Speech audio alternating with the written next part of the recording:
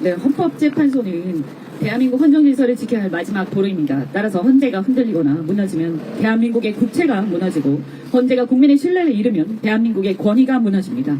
그러니 헌법재판관이 정무적 판단을 하거나 진영 논리에 빠지는 순간 우리 대한민국은 망하는 것입니다.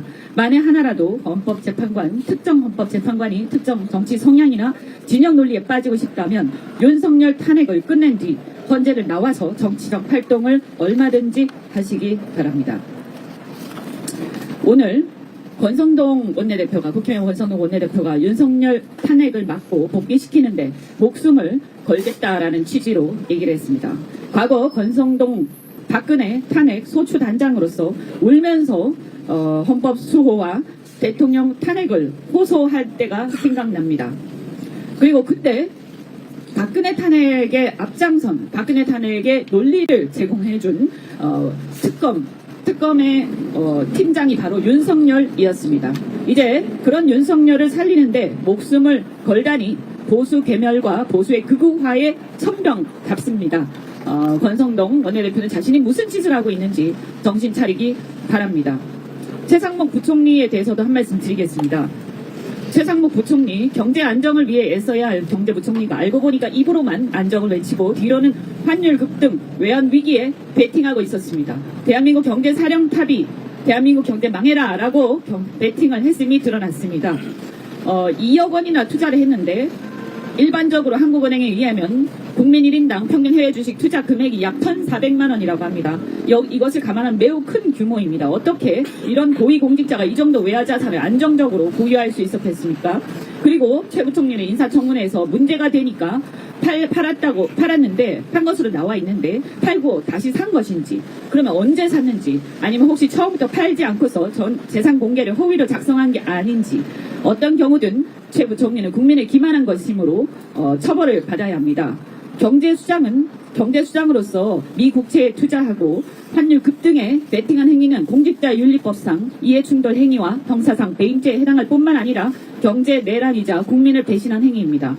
경제부총리는 외환시장 관리, 외환 보유고, 대미 금융정책 등을 총괄하는 고위정책 결정자입니다. 자칫 정책 실패가 개인 수익으로 이어지는 구조, 즉 국민 경제가 망가질수록 본인은 이득을 얻는 공적 실패가 사익으로 전환될 수 있는 구조입니다. 최 부총리는 청문회 당시 이미 그 문제점을 충분히 인식하고 있었으므로 형사상 배임죄에 해당된다고 생각합니다. 그리고 작년 보환율과 원화가 하락이 얼마나 심각했습니까? 윤석열의 쿠데타 이후에 정치적 불확실성이 커질 때마다 환율은 급등했습니다. 환율 폭등으로 국민들은 고통에 시달리고 기업과 자영업자가 벼랑 끝으로 몰리고 있을 때 최상목 부총리는 무슨 생각을 하고 있었던 것입니까? 또한 경제부총리는 한국은행의 금리 결정 전망, BIS, IMF 환율 동향 보고서 등 미공개 정보에 접근할 수 있습니다. 만약 이 정보를 바탕으로 미 국채에 투자했다면 이는 사실상 내부자 거래로 공직자윤리법상 직무 관련 정보의 사적 이익 활용 금지 위반에 해당됩니다. 최 부총리가 그동안 헌재의 권한쟁의 심판까지 무시하면서 40여 헌법재판관 임명을 거부한 것은 그로써 대통령 탄핵 심판을 지연시키거나 무력화시켜 내란 정국을 연장하려는 의도였다고 보입니다. 이것은 헌법 위반, 그것도 중대한 위반입니다. 그렇게 헌법재판소의 정상적 기능을 방해하면서 윤석열 대통령의 정치적 방패 역할을 자초한 이유가 결국은 국가 경제를 불안정하게 만들고 그 틈을 이용해서 국익을 버리고 자신의 경제적 이익을 챙기려는 것이었습니다. 따라서 공수처는 최상목 부총리에 대한 수사를 즉각 개시해야 합니다. 미국 국채 투자 시점, 환율 정책 결정 과정에서의 이해 충돌 여부, 미공개 정보 활용 등 내부자 거래 여부, 40여 재판관 임명 거부의 배경과 이유 등을 철저히 밝히고 헌정 질서를 파괴하고 국가 경제를 위기로 몰아넣은 최상목 부총리에게 우리 모두 책임을 엄히 물어야 하겠습니다. 이상입니다. 다음은 김경주 최고위원의